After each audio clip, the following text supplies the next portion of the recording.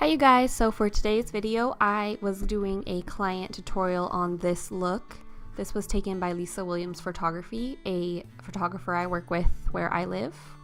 Starting off, I am moisturizing her skin with the Embryolisse Cream Concentrate. This stuff is highly moisturizing and really nourishes and primes the skin for makeup.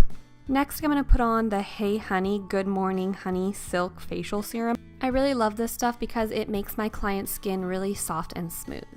I always like to begin the makeup with the eyes, so today I am using the NYX Micro Brow Pencil in the color Taupe just to fill in any sparse areas in her brows. She likes a very natural look. And it's really easy to achieve a natural looking brow with a very fine tipped pencil because you can make hair-like strokes.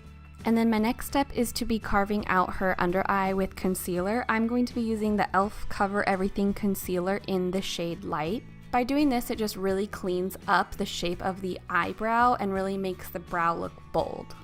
It also conceals any little hairs in case my clients haven't tweezed lately, even though Hannah's brows were perfect before I even started. Once I make that sharp line, I like to blend it down further into the lid area. Next, to prepare her lid for eyeshadow, I'm going to be using the MAC Paint Pot in the color Soft Ochre and just blending that up to where the concealer line was for her brows. For eyeshadows, I'm going to be using my Violet Voss Holy Grail palette, and the first thing I'm going to do is set this paint pot with the color Thanks a Latte, which is just a really light cream color. By setting the eyeshadow base, it just helps me later be able to really blend out the colors much quicker and easier.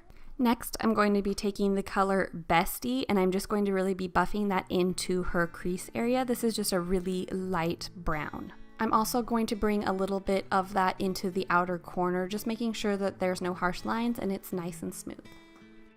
With a smaller pencil brush, I'm going to be taking the color Brownie Points and really buffing that into the outer corner, starting to build some darker dimension and smokiness on her outer corner.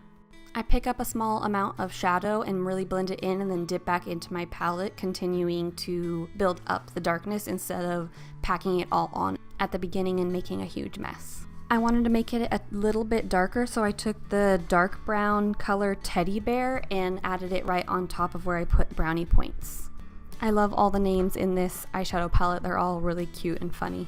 Next, for the lid color, I am taking the color Ploof and I just pack it onto my eyeshadow brush and then spray it with my Max Fix Plus to really make it wet and kind of a metallic-y finish. I do this almost every time we are doing a shimmery lid color because it really does help the eyeshadow just look much brighter and more foiled. If you don't have Max Fix Plus, you can always use a little bit of water. It has a similar effect. For eyeliner, I am using my Inglot Gel Liner in the number 77, and I'm just going to put that right on her lash line. We're going to smoke it out a little bit later. Eyeliner always takes me the longest because I have to make sure I have a really steady hand, so bear with me on this part. And I'm sorry, I didn't realize that my arm was right in front of the camera and you can't even see what I'm doing on this side, so you get the picture. So to smoke out her liner, I just went in with a brush and really kind of rubbed up against that liner, and then I add a tiny bit of black shadow just to make it really smoky. For her foundation, she wanted to look very natural and keep all of her freckles that are kind of on the top of her nose and cheeks, so I'm just going around the edges of her face with my RCMA palette, and she is in the color SH2. This foundation is gorgeous. It looks so much like skin when it is applied, and I really like to use this on a lot of my brides and anyone getting their photos taken. For bronzer, I am going to be using my Inglot Sculpting Powder in the color 506 first, which is a little bit lighter of a brown, and then I go in with the color 505, which is a little darker and ashier, just to kind of make a little bit more of a cheekbone contour. I am skipping on any concealer because we wanted to keep those natural freckles underneath her under eye and nose area. For blush, I decided to use the Milani Blush 01 in Romantic Rose. It's really a pretty mauve color.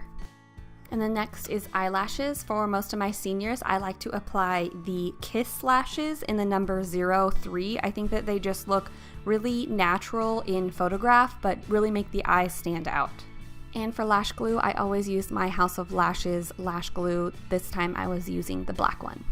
Once I make certain that those lashes are on there and they are not moving anywhere, I'm just going to put a little bit more liner on the top of the lash band to make sure that it's nice and dark and you can't see where I applied those lashes. And again, I'm just going to blend it in by smoking it out to the rest of the liner. I was using the Marc Jacobs gel crayon in the color black, but it needed to be a little bit darker, so I went back in with the Inglot gel liner number 77.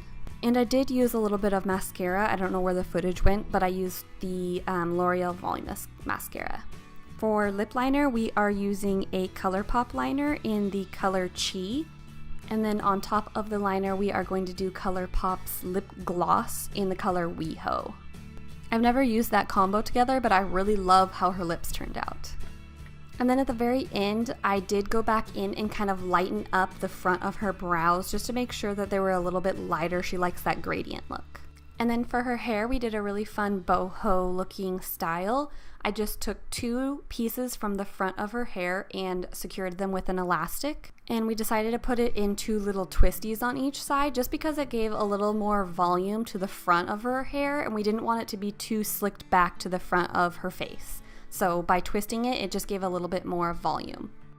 And then I always like to use these clear elastics just in case you can ever see any little piece of it sticking out. It is very discreet in your updo. We're going to do a little bun, so first I teased the rest of the ponytail just to make sure that the bun was nice and thick. And then I just wrapped it around that clear elastic until there was no more hair left and kind of manipulated where I liked the bun to sit.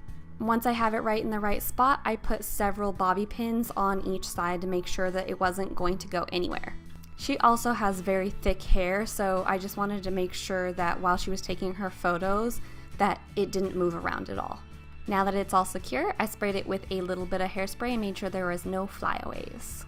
Next, she wanted a cute little boho fishtail braid on one side, so I just took a piece of her hair and sectioned it out into 2 separate pieces. So if you can see on this left side, I take the outer edge of the hair and I flip it over the top and connect it to the right section of hair, and same thing with the right side. I take a small piece and I flip it over to go with the left section of hair. And you just go all the way down and it starts creating your fishtail braid. I hope that made sense. I am not very good at explaining how to do this. But if you want to learn, I'm sure there is a ton of videos on YouTube teaching you how to do a fishtail braid. So I'm just going to speed the rest of this up, showing you a little bit of progress, and then down to the end. And to make braids look thicker, I just kind of piece out and pull out any little pieces of the braid just to make it look a little bit messier and like it's a larger amount of hair than it really is. Oh, hello, Deacon, you're so cute, dude. I'm trying to do my voiceover. Sorry about that. Alright guys, well that is the finished look of the hair. I hope you liked it. Once I was absolutely completely finished with everything, I went back in with my Urban Decay All-Nighter Spray and set her makeup and took a few selfies for my Instagram. I'm shameless. Isn't she so pretty? Well, I hope you guys liked this tutorial, and leave any comments down below if you had any questions, and I'll see you later. Bye.